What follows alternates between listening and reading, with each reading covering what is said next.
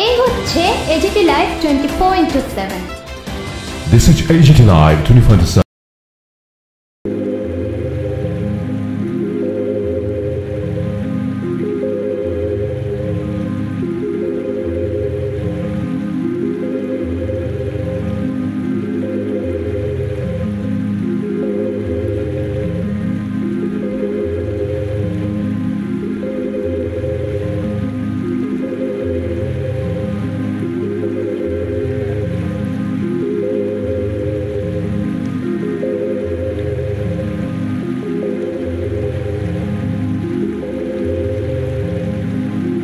বুদ্ধদেব ভট্টাচার্য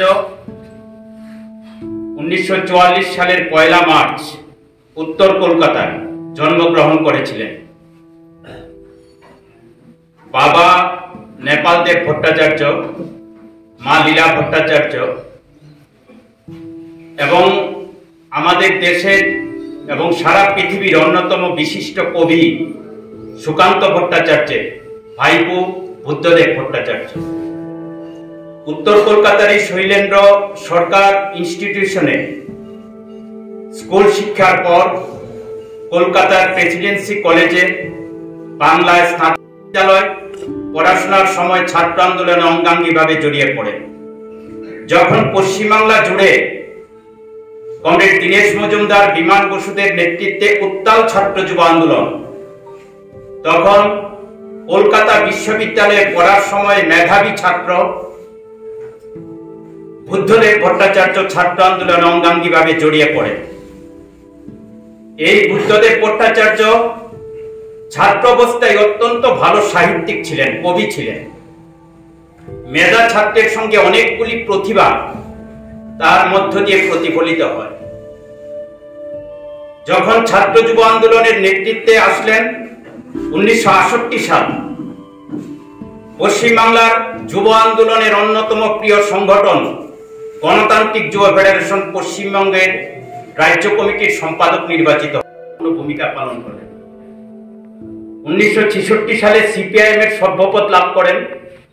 72 সালে সিপিআইএম পশ্চিমবঙ্গ রাজ্য কমিটির সদস্য হন এবং 1985 সালে কেন্দ্রীয় কমিটির সদস্য নির্বাচিত হন। 2002 সালে পার্টির পলিট ব্যুরোর সদস্য নির্বাচিত হন। 1977 সাল কাশীপুর বেলগেছিয়া বিধানসভা কেন্দ্রে বিধায়ক নির্বাচিত হলেন। তারপরে বামফ্রন্ট মন্ত্রিসভার তথ্য সংস্কৃতি জনসংযোগ দপ্তরের মন্ত্রী হলেন। সাফল্যের সঙ্গে, দক্ষতার সঙ্গে মন্ত্রিত্বের কাজ পরিচালনা করলেন এবং অন্যদিকে বামপন্থী আন্দোলনকে নেতৃত্ব দেওয়ার ক্ষেত্রে ভূমিকা নিলেন। 1982 সালে কাশীপুর বিধানসভা ক্ষেত্রে বিধানসভার নির্বাচনে যদিও পরাজিত হয়েছিলেন, পরবর্তী সময়ে 1982-87 সাল থেকে যাদবপুর বিধানসভা কেন্দ্র থেকে বিধানসভায় নির্বাচিত হন।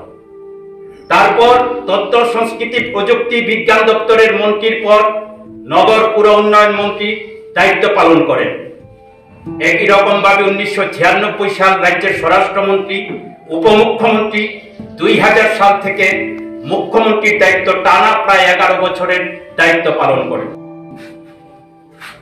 আমাদের দেশের বামপন্থী আন্দোলনের অন্যতম পুরোধা সিপিআইএম এর প্রতিকৃত অসাংবাদী নেতা প্রয়াত কমরেড বুদ্ধদেব ভট্টাচার্যের সংগ্রামী জীবনের প্রতি গভীর শ্রদ্ধা নিবেদন করছি। পরিচয় দিয়েছিলেন সততা, দক্ষতার এক অন্যতম প্রতীকী ছিলেন কমরেড বুদ্ধদেব। ভারতবর্ষব্যাপী ডিওএফআই গড়ে ওঠেনি। রাজ্যে রাজ্যে বামপন্থী যুব সংগঠন গুরুত্বপূর্ণ ভূমিকায় ছিল। আমাদের ত্রিপুরায় যেমন প্রয়াত খগেন দাস, প্রয়াত অনিল সরকারের নেতৃত্বে ডিওয়াইএফ সংগঠন ছিল, ডিওয়াইএফটি অর্থাৎ গণতান্ত্রিক যুব ফেডারেশন ত্রিপুরা। তেমনি পশ্চিমবাংলায় গণতান্ত্রিক যুব ফেডারেশন পশ্চিমবঙ্গ, ডিওয়াইএফ, এই সংগঠনের প্রতিষ্ঠাতা। এই যুব সংগঠনকে গড়ে তোলার জন্য সেই ছেষট্টি, 67, 68 সালে এসে সম্পাদক নির্বাচিত হয়েছে। সেই সময়ে পশ্চিম বাংলার বুকে বামপন্থীদের সংগঠিত করা, ছাত্র যুবদের সংগঠিত করা কঠিন কাজ ছিল, এবং সেই কাজ সমস্ত রাজ্যে জেলায় জেলায় ঘুরে ঘুরে এই কাজ করতেন। অত্যন্ত সাধারণ সহজ সরল জীবনযাপন তার শুরু থেকেই ছিল। যখন যুব নেতা ছিলেন তখন থেকেই এইভাবে ঘুরে ঘুরে এই সংগঠন গড়ে তোলার অন্যতম ভূমিকা গ্রহণ করলেন।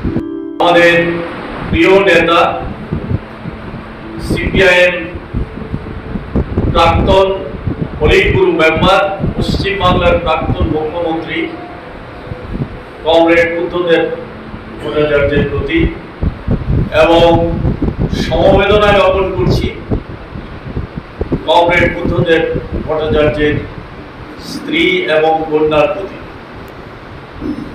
কমরেড বুদ্ধদেব ভট্টাচার্য একজন প্রবাদ প্রতীক কমিউনিস্ট নেতা ছিলেন। আমাদের অপূরণীয় ক্ষতি হয়ে গেল। আপনারা শুনেছেন কমরেড অঞ্জন বিস্তৃত আলোচনা করেছে। ছাত্র জীবন থেকে মেধাবী ছাত্র বিভিন্ন বিতর্ক সভায়, আলোচনা সভায়, সাহিত্য সভায় সকলের দৃষ্টি আকর্ষণ করে এই খুব ছাত্র ছিলেন। সেই ছাত্র সময়ে তৎকালীন আমাদের যে ছাত্র নেতৃত্বরা, যুব নেতৃত্বরা ছিলেন, কমরেড বিমান বসু, দীনেশ মজুমদার, এই ধরনের যারা তাদের সান্নিধ্যে আছে, ধীরে ধীরে ছাত্র যুব নেতৃত্বে উপনীত হতে সাহায্য করেছে। এবং পশ্চিম বাংলায় যখন প্রথম যুব সংগঠন গড়ে ওঠে, তার প্রথম সম্পাদক নির্বাচিত হয় কমরেড বুদ্ধদেব ভট্টাচার্য। এই সভার